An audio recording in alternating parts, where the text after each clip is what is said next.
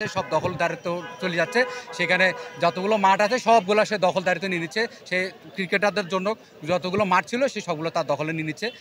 এভাবে করে করে সে ক্রিকেটটাকে ধ্বংস করে দিচ্ছে। এক, দ্বিতীয় কথা হচ্ছে দুই, ক্লাব পর্যায়ে যেগুলো হয়তো প্রভাবশালী ক্লাবগুলো তারা আম্পায়ারের প্রভাব খেটিয়ে তারা একনিষ্ঠভাবে সেভাবে চ্যাম্পিয়ন হচ্ছে, সেভাবে এগোচ্ছে। সেখানে আম্পায়ারের প্রভাব খাটাচ্ছে তাদের, এবং সেই ক্লাবগুলো তাদেরই, এবং তাদেরই। দুই, তিন হচ্ছে আমাদের ঢাকার বাইরে যে প্লেয়ারগুলো আছে তাদেরকে একটা সুন্দর একটা শৃঙ্খলার মাধ্যমে তারা পারফরমেন্স দেখিয়ে যে ঢাকা লিগ খেলবে সেটার কোনো ব্যবস্থাপনা নাই। কারণ তাদেরকে আনতে গেলে আবার সে কী করতে হয়, ঢাকায় এসে ওই কোচদের তসম্মদির করতে হয়, তাদেরকে এ করতে হয়। এবং আমাদের কাছে রিপোর্ট আসে কোচরা ম্যাচের দিন বসে ম্যাচ খেলার জন্য তাদের থেকে টাকা চান। এই জিনিসটা তো অবশ্যই বোধগম্য নয়। আমরা এই জিনিসগুলোর প্রতিবাদ জানাই। কেন একজন ঢাকার বাইরে প্লেয়ার সে তার পারফরমেন্স দেখে ঢাকা লিগ খেলবে? সে কেন টাকা দিয়ে কোচদের তোষামত করে সে কেন রাজনৈতিক ব্যাকগ্রাউন্ড দিয়ে সে ঢাকা লিগ খেলবে বা তার কাঙ্ক্ষিত স্থানে যাবে?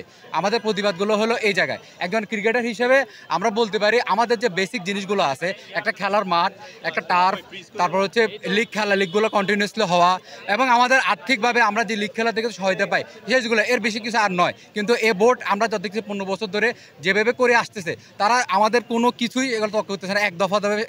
একবার হলে তারা তাদের বিভিন্ন জেলা সমস্ত তাদের লোক বসিয়ে দিয়ে তারা এইভাবে দুর্নীতি চালাই যাচ্ছে। সেখানে কোনো পর্যায়ে কোনো কাজ চলতেছে না, কোনো কিছু হচ্ছে না।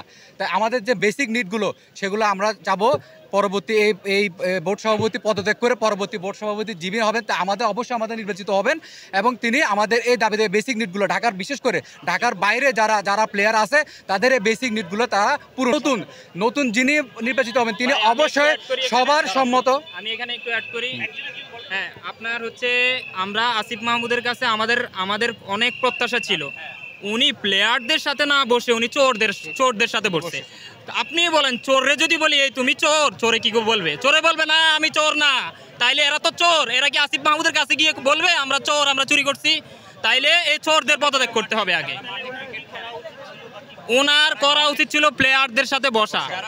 যারা ভুক্তভোগী প্লেয়ার, বিসিবির কিছু ভুক্তভোগী প্লেয়ার আছে, যেমন আমাদের ইমরুল কায়েস ভাই, আরও আমাদের প্লেয়াররা আছে, ওনাদের সাথে বসে ওনাদের সাথে পরামর্শ করতেন যে আসলে বোর্ডে কি হচ্ছেন। ক্রিকেট বুঝে কি না আমি জানি না, আমার আকুল আবেদন থাকবে উনি যদি ক্রিকেট বুঝে থাকেন, ওনাদের ডাকে আমরা বন্দুকের সামনে দাঁড়ায় গেছি।